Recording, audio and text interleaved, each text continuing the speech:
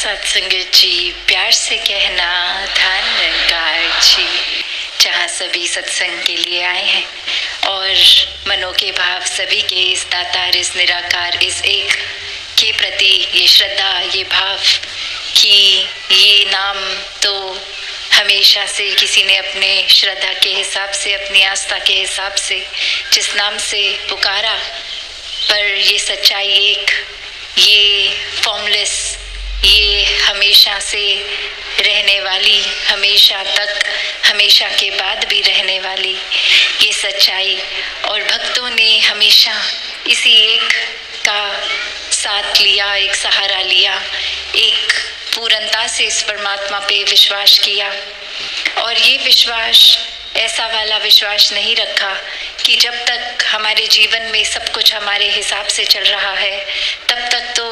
इस परमात्मा पे विश्वास है, पर जिस समय भी कोई ऐसा कार्य हुआ जो हमारे मुताबिक नहीं, तो फिर परमात्मा के किए में ही नुक्स ढूंढने लग गए, ये मन से कंप्लेंट्स आने लग गई। तो बात यही कि भक्तों ने हमेशा समझाया कि अपने जीवन में समर्पित होके जीना है। ये परमात्मा के हर पल में जो भी ये कार्य हो रहे हैं उसको सिर्फ एक मजबूरी की तरह नहीं, एक पूरे दिल से, एक रहमत की तरह मानते हुए, एक प्रसाद की तरह मानते हुए हर पल को इस तरह जीवन में डालकर आगे बढ़ना है। दातार इस तरह से इंसानों की जब ये रचना करी परमात्मा ने, तो वो कोई भेदभाव तो नहीं हुआ। एक कोई संसार की रचना में जैसे एक पैदाइश हुई है तो वो एक जगह के अनुसार ये ज़रूर हो सकता है कि थोड़े एक जेनेटिक रूप कि जहाँ बहुत सर्दी है तो उस तरह से ऐसे जीन्स आ गए हों कि वो सर्दी को शरीर एक अच्छी तरह झेल ले, और जहाँ गर्मी उस तरह से ये रंगों में भी चमड़ी के फर्क आ गया, एक खाने पीने के तौर तरीकों में फ़र्क आ गया। पर ये तौर तरीके इसलिए नहीं भिन्न भिन्न कि ये भिन्नता देखकर एक नफ़रत की जाए, ये तो हर एक की अपनी यूनिकनेस है, अच्छाई है, एक खूबसूरती का कारण है। तो इंसानों ने जहाँ खूबसूरती और ये एक यूनिक चीज़ें जो अलग दिखने में हैं उसको नफ़रत का कारण बना लिया है। पर ये जब परमात्मा ही एक है, इसने एक तरह से सब पे किसी को कोई कला बख्श दी, किसी को कोई किसी के जीवन में किसी रूप में कुछ दिया, तो हो सकता है दूसरे इंसान के जीवन में वो वस्तु, वो रूप नहीं हो, पर कुछ और देकर नवाजा। तो बात यही कि एक समान ही ये रचना है, और ये नफ़रत अगर कर रहे हैं हम तो वो अपने अंदर हमें झांक कर देखना होगा कि या तो हम ये कहना छोड़ दें कि परमात्मा से प्यार है, या फिर परमात्मा की बनाई हुई रचना से नफ़रत करना छोड़ दें। तो बात यही है कि अगर वाकई ही परमात्मा से प्यार है तो हर एक इंसान से प्यार होगा, क्योंकि हर एक इंसान में ये परमात्मा है, ये आत्मा रूप अंश हर एक में। और कैसे फिर हर कोई इस दैवीय रूप का हकदार है, ये मोक्ष का हकदार है, ये खुद ही परमात्मा समान है। तो भाव हमारे, नज़र हमारी, नज़रिया हमारा, तो हर एक को कैसे आदर सत्कार से देखना है। चाहे एक किसी को बहुत करीब से जानते होंगे तो उनकी एक अच्छाइयाँ, कमियाँ सब दिखती होंगी, पर अपनी अंदर हमने क्या धारणा बना के रखनी है, क्या उनकी कमियों को ही सब कुछ बना लेना है, या वाकई ही उनकी अच्छाइयों पे भी देखना है। वो जजमेंटल हो जाते हैं अक्सर जब किसी को बहुत करीबी तरीके से जान लेते हैं,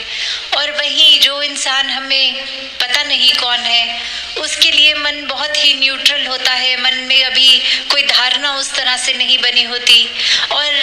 एक उस रूप में नहीं उसके किरदार को देखा जाता। तो बात वही कि अगर हम किसी और के प्रति ये कर सकते हैं तो अपने करीबी के प्रति क्यों नहीं। फिर हम ऐसा क्यों मान लेते हैं कि ये इंसान तो ऐसा ही है, ये जीवन में कभी बदल नहीं सकता। तो बात वही कि हर किसी को इस दातार ने जहाँ सोजी बख्शी है, एक उनके स्वभाव में अलग अलग तरीके बख्शे हैं, तो वो स्वभाव शायद हमें पसंद ना भी हो, तो भी ये ज़रूरी नहीं कि हमें पसंद नहीं तो वो स्वभाव गलत स्वभाव है। तो बात यही कि हर एक में एक जब परमात्मा दिखता है तो सभी अपने दिखते हैं, सभी का स्वभाव अच्छा लगता है, सभी पूजनीय लगते हैं। तो ये नज़रिया हमें अपने अंदर लाना होगा कि एक समान, ये समदृष्टि का भाव कि एक अगर हम चाहते हैं कि हर तरफ सुकून हो, अमन हो, शांति हो, प्यार हो, सत्कार हो, तो वो हमें भाव पहले अपने अंदर लाने होंगे। अगर हम ही वो रिसेप्टिव मोड में ना जाएं कि हम ही एक चीज़ें होते हुए भी महसूस नहीं कर सकते, तो कितनी चीज़ें अच्छी ऐसी आसपास हो रही हैं जो हम अनदेखा कर लेते हैं, वो फिर हम खुद को ही उस तरह एक ऐसी दीवार अपनी रास्ते में खुद बना लेते हैं कि अच्छाइयाँ होते हुए भी हम तक नहीं पहुँच पा रही। और वहीं जहाँ हम खुद के अंदर सारे गुणों को डाल लेंगे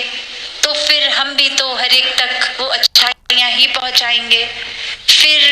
एक हम कारण वही बन जाएंगे जो किसी को दुख नहीं, एक सुख पहुँचाने का जरिया बनेंगे। तो ऐसा जीवन तो कोई भी जी सकता है जिसके जीवन में ये परमात्मा है, ब्रह्म ज्ञान है। तो एक सफल जीवन, एक मुबारक जीवन, एक वाकई ही मनुष्य के शरीर में होते हुए मनुष्यता झलकाता हुआ जीवन, हर एक के हिस्से ऐसा जीवन आ सकता है। और हर कोई इस फिर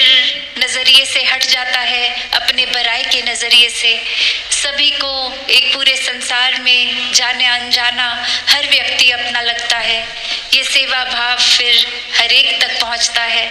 और फिर ये वाकई ही मन के अंदर मानवीय गुण इस तरह रच जाते हैं कि ये कोई सोचकर भी रिएक्शन नहीं देना होता। एक खुद ब खुद ये जिस तरह हमारे अंदर जो है वो बाहर एक दर्शाया उस रूप में, एक दिखावे रूप नहीं, एक नेचुरल तरीके से आ जाता है। तो हर कोई जहाँ इस संसार में एक बहुत ही मधुरता रखते हुए स्वभाव में जी सकता है, वहीं अपने मन को इस परमात्मा की लगन में इतना रंग सकता है कि हर कोई फिर कोई भी कार्य करते हुए आसरा, एक ध्यान, एक विश्वास इस परमात्मा में लगा के रखे। और इसी तरह ये जीवन के फिर नज़रिया इस तरह बदलता है कि अपने दुख सुख से ऊपर होके ये आनंद की अवस्था आ जाती है। फिर ये नहीं दिखता कि जीवन में क्या नहीं है, वो शिकायतें ख़त्म हो जाती हैं। जो कुछ है उसका भी शुक्राना आता है, जो कुछ नहीं है वो भी एक मान लेता है इंसान की नहीं है तो इसमें भी हमारी बेहतरी ही है कि ये चीज़ परमात्मा ने हमें नहीं दी, क्योंकि परमात्मा से बेहतर तो और किसी को नहीं पता। तो हर कोई जहाँ भक्ति में जीवन जीता हुए एक संत की अवस्था प्राप्त कर लेता है। और संतों का जीवन तो ये कल्याण रूपी जीवन होता है, जो एक सोशल तरीके से एक इंसानियत के रूप में तो इंसानों का भला करते ही हैं, पर संतों को तो ये आत्मा की पीड़ा का भी पता होता है कि जहाँ अपना जीवन एक ब्रह्म ज्ञान लेके सुखी हो गया, और ये सुखी कोई दुनियावी धन दौलतें हासिल करने का नाम नहीं, ये आत्मा को सुखी करने की बात है। और संतों ने जब अपने जीवन में ये खुद देख लिया कि ब्रह्म ज्ञान से, इस परमात्मा से, इस निराकार से जुड़कर वाकई ही ये आत्मा की पीड़ा एक खत्म हो जाती है, वहीं फिर संतों का यही स्वभाव है कि वो कोशिश में लगे रहते हैं कि हर कोई इंसान अपनी इस पीड़ा से मुक्त हो जाए, एक आत्मा को अपना निज घर का पता चल जाए कि जीते जी भी इस परमात्मा के रंग में रहेंगे तो जीवन बहुत ही सहज आराम से निकल जाएगा। और जीते जी ये मुक्ति के हकदार हो के फिर ये भी पता है कि आखिरी श्वास के बाद शरीर का जो भी होना हो होगा, ये कोई रिश्तेदार ये सब देखेंगे, पर ये आत्मा ने कहाँ जाना है, कहाँ से आई है। तो ये ब्रह्म ज्ञान की दात, ये एक सच से जुड़ने की बात है। तो हर कोई इस सत्य को हासिल करते हुए अपने जीवन को सुखदायी कर सकता है। दातार कृपा करे हर कोई सेवा सुमिरन सत्संग से जुड़कर इस निराकार से जुड़ के ये जीवन को आगे बढ़ाता जाए। सात संगत जी, धन निरंकार जी।